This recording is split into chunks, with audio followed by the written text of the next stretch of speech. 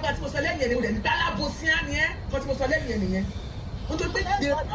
Thank God for something. Thank God for something. Wípé it wasn't my life. 1, 2. Mo sọ gbogbo ẹni mo fi sọ wọ́n wà láyé. When they were with Agbala Gabriel, I was sending money to them. I never told them to move. I didn't come to the platform to beg for money for them. Màmá ń bẹ̀ mí lẹ́yìn. Àti Foluke ẹ má ṣe wọ́n lóore mọ́.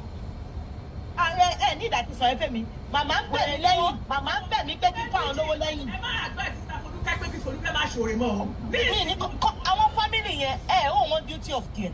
Ọ̀run sísá Foluke, Akimu àti Màmá Esabod òun ni wọ́n padà wá tó wọ́n ti kúrò lọ́rùn Àgbàlá. Àwọn wọ́n ti tẹ̀lé wọn lọ. So that is to say, Iyalaje tí Màmá Dágbáre bí Àgbáre, Sister Foluke, AK àti Màmá Esabod, àwọn ni bàbá sí tí Màmá bá dàgbà. Bí ọgbẹ́ni ẹ̀ sọ́wọ́n mọ́jà kọ́ tèmi mọ́ o. Ẹgbẹ́ èmi kọ́ èmi sí lọ́wọ́ mo ti lọ́wọ́ bá mi ẹ̀pẹ́ ẹ̀ tú. Bẹ́ẹ̀ fúrọ̀ ní ẹ̀fẹ́ pẹ́ ẹ̀ tú. Màmá ẹ̀yẹ náà gbé nílé jẹ kó nílé mu kó wá jẹ náà. Ẹ má bínú kó ṣe bí òwe o. Màmá ẹ fẹ́ kí n sọ àjọ náà ni. Àjọ bá jẹ fún mi màmá. Ìyá tó bá ti dàgbà ní o. Akim ṣó yẹ kó máa pòwe níwájú adájọ́ àgbà. Ẹ má bínú mo mọ̀ ike overall ni. Màá tún fi àmì fàágùn sínsìn ní ìdájọ́ tí mo fẹ́ ṣe tẹ́lẹ̀tẹ́lẹ̀.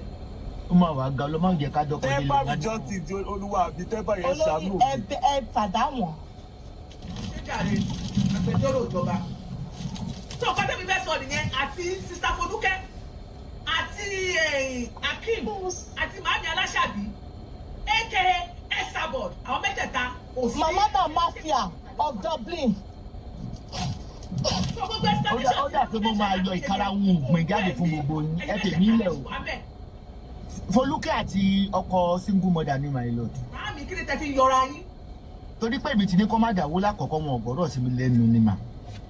Màmá mi ilé kọ́kọ́ pè wá sọ̀rọ̀ yìí. Ẹ̀yin ló kọ́kọ́ pè wá sọ̀rọ̀ yìí. Foluke. Màmá náà tọ́ ni bàbá ilẹ̀ kọ́kọ́ pè wá o. Màmá ilẹ̀ kọ́kọ́ pè wá o. Ẹ máa yọ̀dù kò ní dá fún Ronke tó kó mi sí ọyọ ọjọ́ òní. Màmá ilẹ̀ kọ́kọ́ pè wá lóòótọ́ oníkẹ́jọ dákúndà bá wa ṣàánú wọn o. Okay, you do show, abi you no do show. Bó ṣe show ló wà ṣe. Àbí Foluke, you grant interview, abi you no grant interview. Mama Esabod, your show dey YouTube, I go bring am for court. You are blogger. So wàhálà ìṣẹ́rí ọ̀rọ̀ yẹn ó ń dùn mí gan. Nǹkan tá lè fi pálọ̀ lélẹ̀. Bọ̀ Agbala Gabriel ó jẹ́ ìrànwọ́ lára yín ṣá ká má parọ́ ká má jẹ́. Wàhálà ẹ gbà bẹ́ẹ̀. Ó gbà mo bára ṣe ń kọ́ mi tó inú. Àti Foluke ẹ má parọ́ ìgbà tẹ kọ́kọ́ gbọ́ sójú yín kọ́kọ́ blọ̀ àbí kò blọ̀.